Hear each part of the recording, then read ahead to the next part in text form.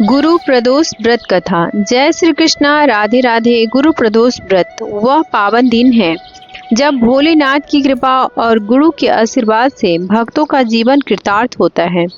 यह व्रत हमें भक्ति, धर्म और ज्ञान के मार्ग पर चलने की प्रेरणा देता है, हमारे कर्मों को सुफल की ओर अग्रसर करता है।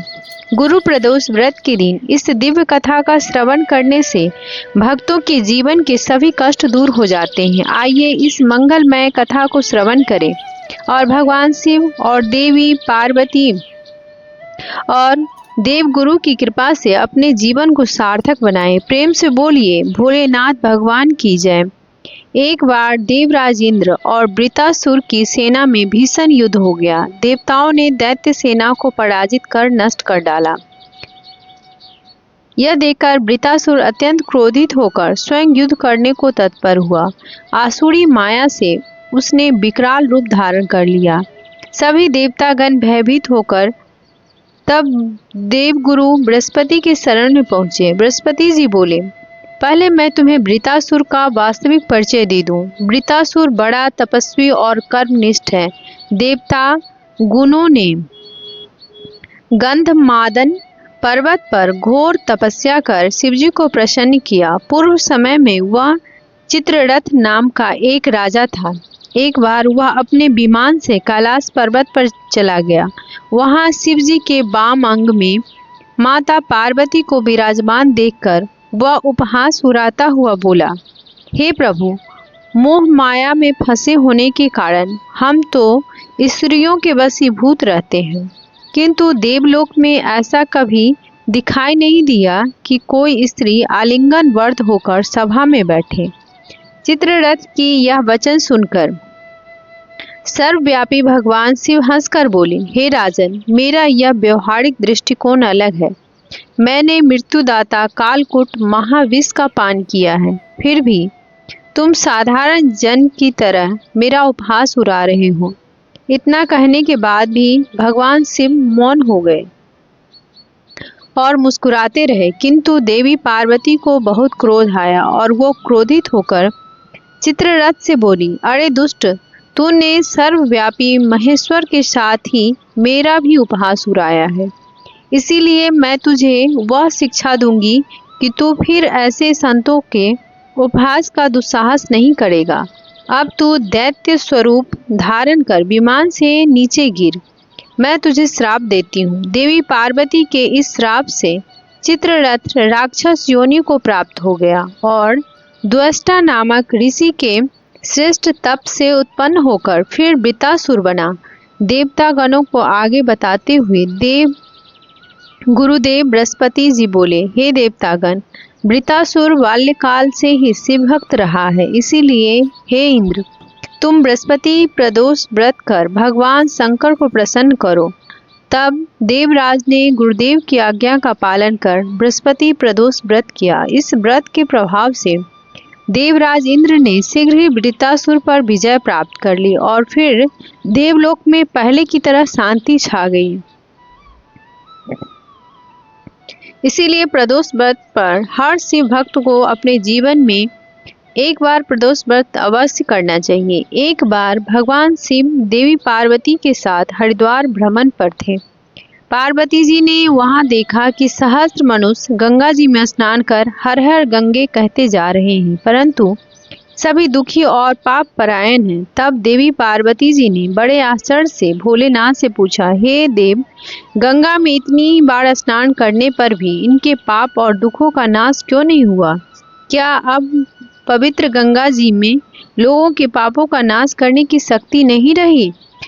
तब भगवान शिव देवी पार्वती से कहने लगी, प्रिय, गंगा में तो आज भी वही शक्ति है, परंतु इन लोगों ने पाप नाशनी गंगा में स्नान किया ही नहीं है, तब भला इन्हें लाभ कैसे होगा? देवी पार्वती ने यह सुनकर बड़ा आश्चर्य किया और फिर पूछा, प्रभु, स्नान कैसे नहीं किया? मैं तो देख रही हूँ कि सभी तो गंगा में स्नान करके आ रहे हैं और अभी तक तो इनके शरीर भी गीले हैं। तब भगवान शिव ने कहा, देवी, यह तो केवल जल में डुबकी लगाकर आ रहे हैं। मैं तुम्हें इसका रहस्य कल समझाऊंगा। अगले दिन बड़े जोर की बरसात होने लगी। सारी गलियां कीचड़ से भर गई। एक चौड़े रास्ते में गहरा गड्ढा था।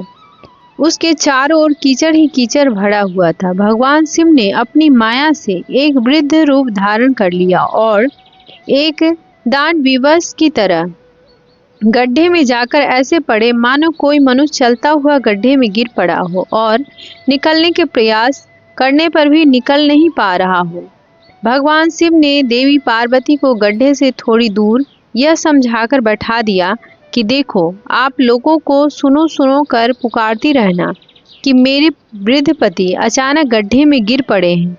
कोई पुण्यात्मा इन्हें निकाल कर इनके प्राण बचाए और मुझ अबला की सहायता करे। भगवान शिव ने कहा, देवी, जब कोई भी मुझे गड्ढे से निकालने के लिए तैयार हो, तब तुम उनसे बस इतना कह देना कि मेरे पति सर्वथा निष्पाप हैं। उन्होंने अपने जीवन में कभी कोई पाप नहीं किया है, इसीलिए उन्हें वही छुए जो स्वयं निष्पाप हो। अगर आपने अपने जीवन में एक बार भी कोई भी छोटा से छोटा पाप तक नहीं किया हो, तभी मेरे पति को हाथ लगाना, नहीं तो हाथ लगाते ही आप भस्म हो जाओगे। यथास्तु कहकर देवी पार्वती जी गड्ढे के किनारे बैठी और फिर आने जाने वाले लोगों को भगवान शिव की सिखाई हुई बात कहने लगी। उधर गंगा जी में नहाकर लोगों के समूह आ रहे थे। एक सुंदर युवती को यूं दलदल के पास बैठी देखकर कई लोगों के मन में पाप आ गया। कुछ लोग लज्जा के डर से डरे तो कुछ लोग को धर्म का भय हुआ, कुछ लोगों को कानून से डर लगा। कुछ लोगों ने तो पार्वती जी को यह भी सुना दिया कि मरने दे इस बूढ़े को, अरे क्यों उसके लिए रो रही है। आगे और कुछ दयालु सच्चर पुरुष भी थे। उन्होंने करुणा करके युवती के पति को निकालना चाहा, लेकिन जैसे ही उन्होंने उन वृद्ध को वहां से हटाना चाहा, तभी देवी पार्वती के वचन सुनकर वे भी रुक गए कि जो निष्पाप हो केवल वही उन्हें छुए, नहीं तो वे भस्म हो जाएंगे। उन्होंने सोचा कि हम तो गंगा में नहा कर आए हैं, तो क्या हुआ, पापी तो है ही, कहीं हाथ न जल जाए। और इस प्रकार वृद्ध को निकालने के कारण कहीं इस स्त्री के कहनुसार हम खुद भस्म न हो जाए। इस तरह सोचकर किसी की हिम्मत नहीं हुई कि वे इस वृद्ध को दलदल से बाहर निकाल पाए। सैकड़ों लोग आए और पूछ कर चले गए। सुबह से शाम हो गई। तब भगवान शिव ने देवी पार्वती से कहा, देखो, आया कोई सच्चे हृदय से गंगा जी में नहाने वाला। तभी कुछ देर बाद एक जवान आदमी हाथ में लोटा लिए हर हर गंगे कहते हुआ वहां से निकला। देवी पार्वती ने उससे भी वही बात कही। उस नवयुवक का हृदय करुणा से भर गया। उसने भगवान शिव को उस गड्ढे से निकालने की तैयारी की। तभी देवी पार्वती ने उसे रोका और कहा, भाई, अगर तुम पूरी तरह निष्पाप हो तभी मेरे पति को छूना, क्योंकि अगर तुमने जरा भी पाप किया होगा तो मेरे पति को छूते ही तुम भस्म हो जाओगे। लेकिन उस नवयुवक ने बिना कोई संकोच के दृढ़ निश्चय के साथ माता पार्वती से कहा, माते, मेरे निष्पाप होने में तुम्हें संदेह क्यों होगा? आपको नहीं दिखता मैं अभी अभी गंगा जी में स्नान करके आया हूँ। गंगा जी में गोता लगाने के बाद कभी पाप रहते हैं भला? और आपके पति को मैं अभी तुरंत निकालता हूँ। कहते ही उस नवयुवक ने वृद्ध को गड्ढे से बाहर निकाल दिया। तब भगवान शिव और माता पार्वती ने उसे अधिकारी समझकर अपना असली स्वरूप प्रकट कर उसे दर्शन देकर कृतार्थ किया। भगवान शिव ने देवी पार्वती से कहा, देवी, इतने लोगों में बस एक ने ही गंगा में स्नान किया है। इस दृष्टांत के अनुसार जो लोग बिना श्रद्धा और विश्वास के केवल दंभ के लिए, केवल पाखंड के लिए गंगा जी में स्नान करते हैं, उन्हें वास्तविक फल नहीं मिलता। लेकिन इसका यह मतलब नहीं कि गंगा स्नान व्यर्थ जाता है। गंगा स्नान का बहुत पुण्य भी है।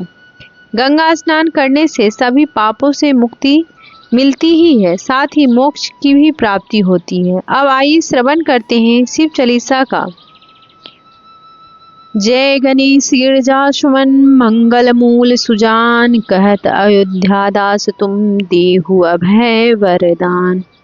जय गिरिजापति दीन दयाला, सदा करत संतन प्रतिपाला। भाल चंद्रमा सोहत नीके, कानन कुंडल नाग फनीके। अंग गौर सिर गंग बहाई, मुंड माल तन झार लगाए। वस्त्र खाल बाघंबर सोहे, छवि को देखे नाग मन मोहे।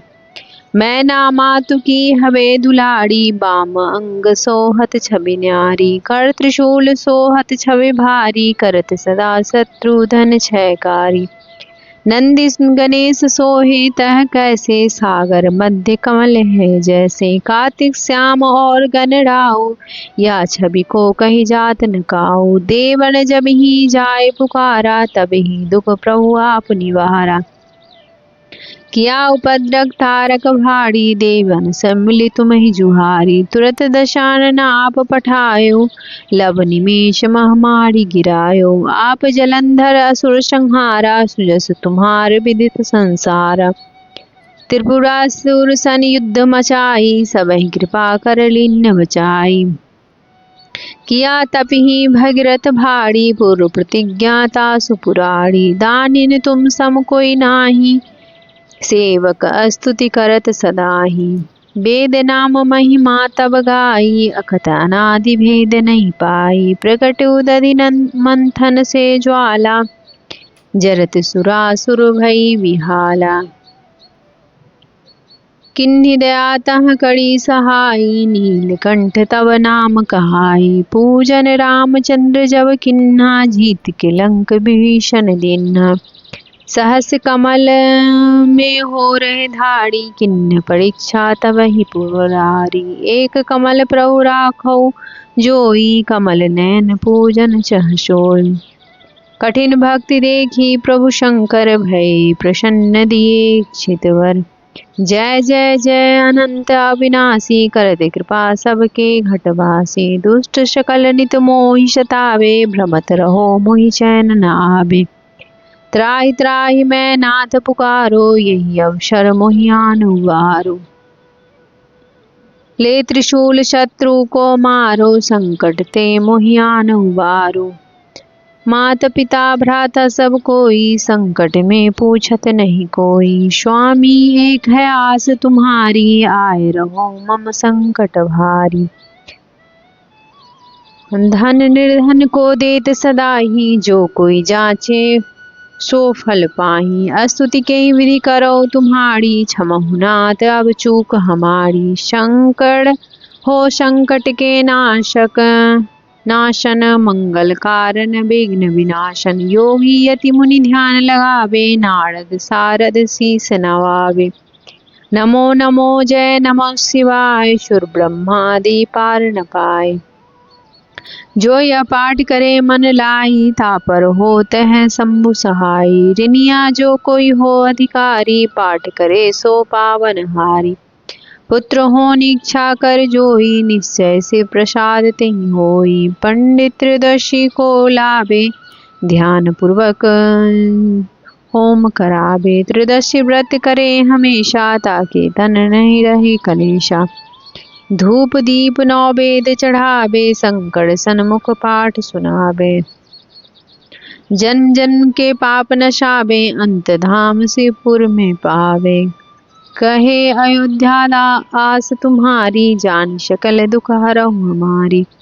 नित्य नेम उठी प्रातः ही, पाठ करो 40, तुम मेरी मनोकामना पूर्ण करो जगदीश। मग सिर छठी हेमंत ऋतु, सम्मत 64 जान। स्तुति चालीसा शिवहि, पूर्ण किन्न कल्याण। जय श्री कृष्णा, राधे राधे। अगर वीडियो पसंद आई हो तो हमारे चैनल को लाइक और सब्सक्राइब करें और कमेंट में जय श्री कृष्णा जरूर लिखें। धन्यवाद।